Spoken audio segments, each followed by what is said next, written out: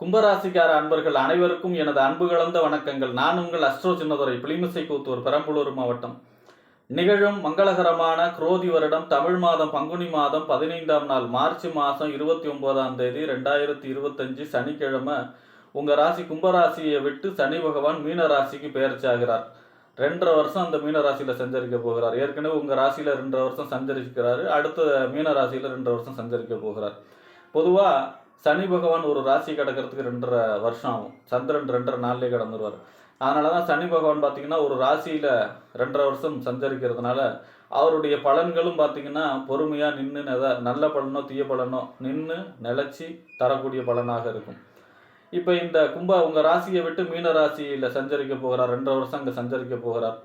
இதனால் கும்பராசிக்கு ஏற்படக்கூடிய நற்பலன்கள் என்ன, தீய பலன்கள் என்ன, எந்த விஷயங்களில் கவனமாக இருக்க வேண்டும், செய்யக்கூடிய பரிகாரங்கள் என்ன என்பதை பற்றி இந்த காணொலியிலே பார்ப்போம். இதுபோன்ற தொடர்ந்து ஜோதிட தகவல்களை பெறவும் தமிழ் மாத ராசி பலன்களை தெரிந்து கொள்ளவும் நமது சேனல் அஸ்ட்ரோ சின்னதுரையை சப்ஸ்கிரைப் செய்து கொள்ளுங்கள், லைக் பண்ணுங்கள், நண்பர்களுக்கு ஷேர் பண்ணுங்கள். அதாவது பார்த்தீங்கன்னா சனி பகவான்கிறது, சனி பகவானுடைய பெயர்ச்சிங்கிறது ரொம்ப முக்கியமான விஷயம். சனி பகவானே ஜாதகத்தில் ரொம்ப முக்கியம். ஏன் அப்படின்னா சுவர் இல்லாமல் சித்திரம் வரைய முடியாது. ஆயுள் இருந்தால் மட்டும்தான் எந்த பலனும் செல்லுபடியாகும். அப்போ ஜாதகத்தில் ஒருவருடைய ஜாதகத்தில் ஆயுள் கிரகம் எது அப்படின்னா சனி தான். அவருக்கு அதாவது மத்தியம ஆயுளா, பூர்ண ஆயுளா, தீர்க்க ஆயுளா, அற்ப ஆயுளா, அவருடைய ஆயுள் எவ்வளோ அப்படின்னு சொல்லுறதுக்கு கூடிய ஆயுள் கிரகம் எது அப்படின்னா ஜாதகத்தில் சனி தான். அதே போல கர்மகாரகன், கர்மன்னா செயல், நல்ல செயலோ கெட்ட செயலோ அந்த செயலுக்கு ஏற்றவாறு பலனை தருபவர் சனி தான். அதேமாரி தொழில்காரகன், ஒருவருக்கு தொழில் அமையுமா, எப்படிப்பட்ட தொழில் அமையும், தொழிலில் வேலையாட்கள் நல்லபடியாக அமைவாங்களா, தொழிலில் லாபம் கிடைக்குமா, நஷ்டம் கிடைக்குமா, இது எல்லாமே சனியை வச்சு தான் சொல்லணும். அப்போ ஒருவருடைய ஜாதகத்தில் தொழில்காரகன் சனி. அந்த 7.5 சனி, அஷ்டம சனி காலங்கள், அதே போல் பார்த்திங்கன்னா சனி தசை, இந்த காலங்கள்லாம் பார்த்திங்கன்னா ஒருவருடைய ஆணவம், திமிர், அகங்காரத்தை அழித்து பக்குவப்படுத்தக்கூடியவரும் சனி தான். ஆக இப்படிப்பட்ட சனி பார்த்திங்கன்னா கும்பராசிக்கு உங்கள் ராசிநாதனே சனி தான்.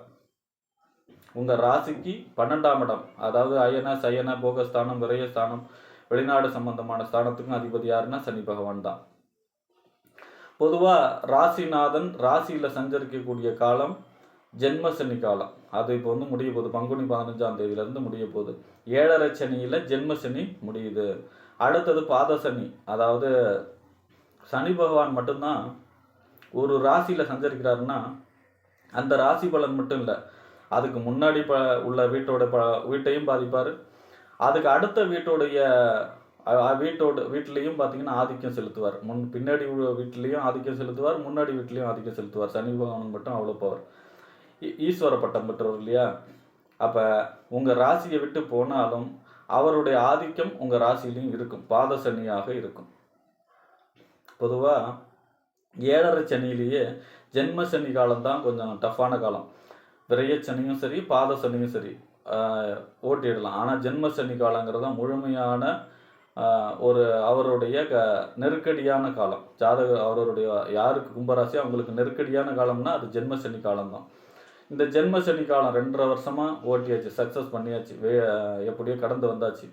பொதுவாக 7.5 சனியில் ஜென்ம சனி அப்படிங்கிறது நம்மளுடைய உடம்புல ஜென்ம சனி, அதாவது ஆரோக்கிய குறைபாடுகள் ஏற்படும், நம்பிக்கை துரோகம் நடக்கும். அதே போல் பார்த்திங்கன்னா கொடுக்கல் வாங்கல் பிரச்சனை, பண பிரச்சனை கொடுக்கக்கூடிய அமைப்பு. அதே போல் பார்த்திங்கன்னா ஜென்ம சனி காலம் இருட்டில் கொண்டு ஊசி தர்ற மாதிரி தான். நம்மளுடைய சிந்தனை செயல்திறன் செயல்படாது ஜென்ம சனி காலங்களில். எவ்வளோ பெரிய யோக திசை நமக்கு தசாபத்தில் நடந்தால் கூட அந்த தசையுடைய பலனை நம்மளால் அனுபவிக்க முடியாது. அதே மாதிரி பார்த்திங்கன்னா மாணவர்களுடைய கல்வியில் பிரச்சனை கொடுக்கக்கூடிய அமைப்பு, கடன் பிரச்சனை கொடுக்கக்கூடிய அமைப்பு, நம்பிக்கை துரோகம், அதாவது வேண்டியவர்களாக விலகி நிற்கக்கூடிய அமைப்பு, இப்போ எவ்வளவு பொருளாதாரம் வந்தாலும் அதை சேமிக்க முடியாத நிலையை கொடுக்கக்கூடிய அமைப்பு.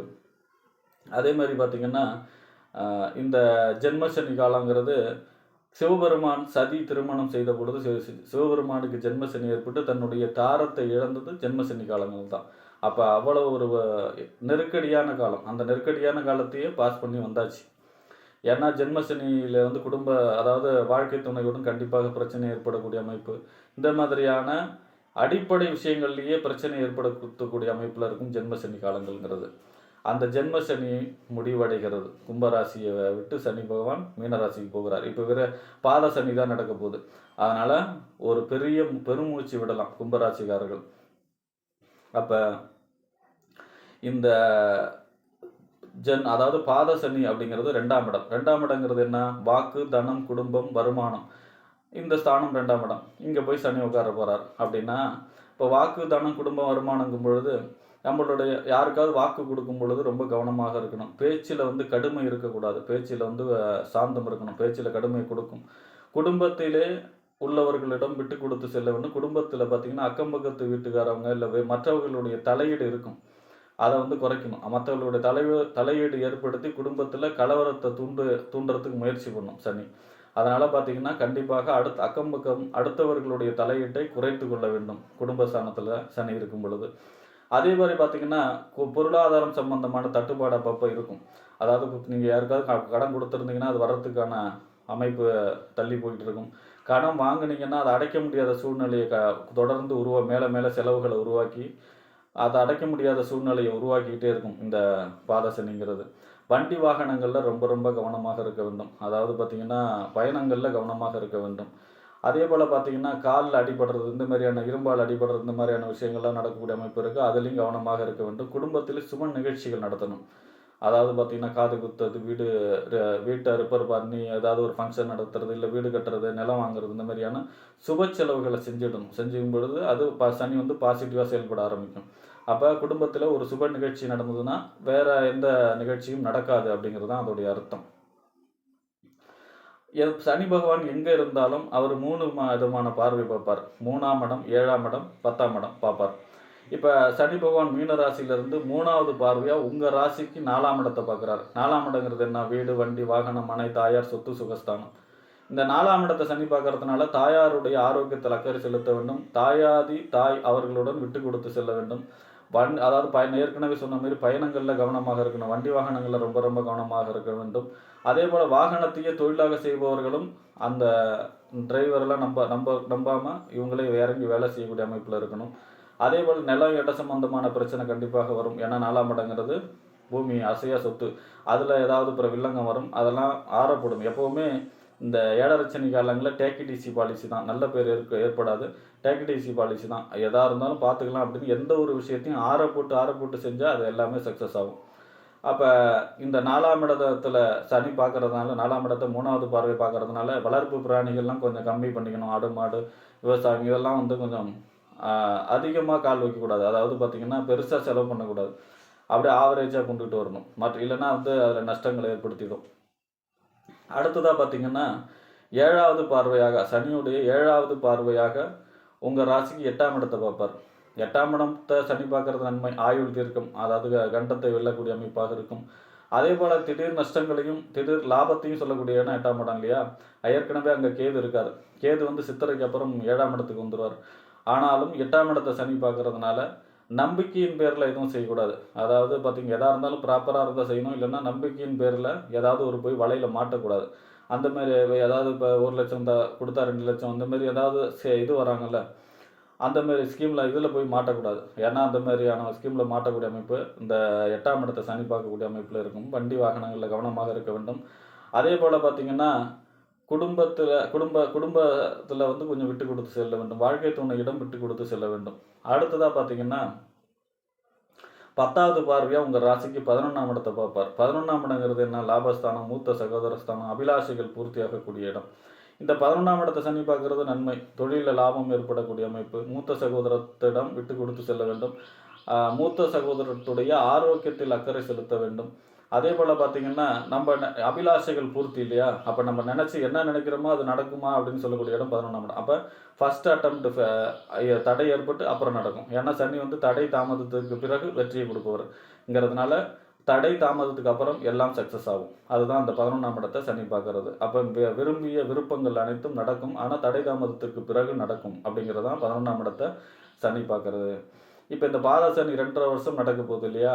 இப்போ இதனால் சனியை வந்து நீங்கள் பிரீதிப்படுத்தணும். எப்படின்னா சனி அதாவது சனிக்கிழமை கருப்பு எள்ளு கிடந்த சாதத்தை காகத்து வைக்கலாம், சனியோட வாகனம்.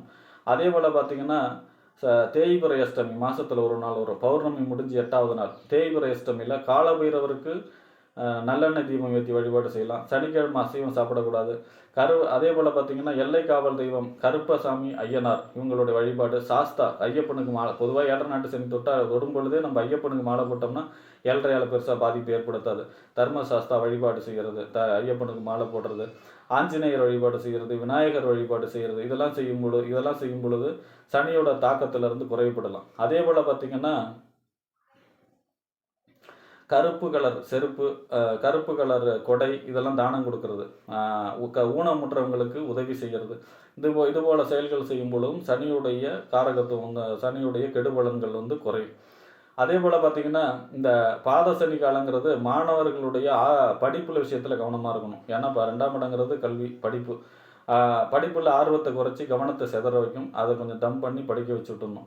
இல்லைன்னா பார்த்திங்கன்னா அது தேவையில்லாத, அதாவது பார்த்திங்கன்னா தேவையில்லாத நண்பர்கள் சேர்க்கை அல்லது தேவையில்லாத பக்கம் சிந்தனைகள் செல்லக்கூடிய அமைப்பில் கொடுக்கும் இந்த 2ஆம் இடத்துல சனி இருக்கும் பொழுது. அதே மாதிரி சின்ன குழந்தையாக இருந்தாலும் குழந்தைகளுக்கு முழங்கால் செலவு பண்ணு அப்படிங்கிற மாதிரியான மருத்துவ செலவுகளையும் கூட்டும். அப்போ இந்த வழிபாடு பரிகாரம்லாம் செய்யும் பொழுது தசாபுத்தி யோக தசா இருக்கும் பொழுது பெருசாக 7 நாட்டு சனியோடைய பாதிப்பு, பாத சனியோட பாதிப்பு இருக்காது. இப்போ கேது திசையோ, ராகு திசையோ, சூரிய திசையோ, சனி திசையோ, இந்த மாதிரியான திசையோ அல்லது ஜாதக ரீதியாக அவயோக திசை நடந்தாலும் இந்த 7 சனி காலங்களில் கொஞ்சம் பலன்கள், கெடுபலன்கள் அதிகமாக நடக்கும். ஸோ அதாவது தசாபுத்தி வலுவாக இருக்குது, யோக திசை நடக்குது, லாபாதிபதி திசை நடக்குது, பாக்கியாதிபதி திசை நடக்குது அப்படிங்கும் பொழுது 7 சனியோட பாதிப்பு பெருசாக தீமை செய்யாது, நன்மை தான் நடக்கும்.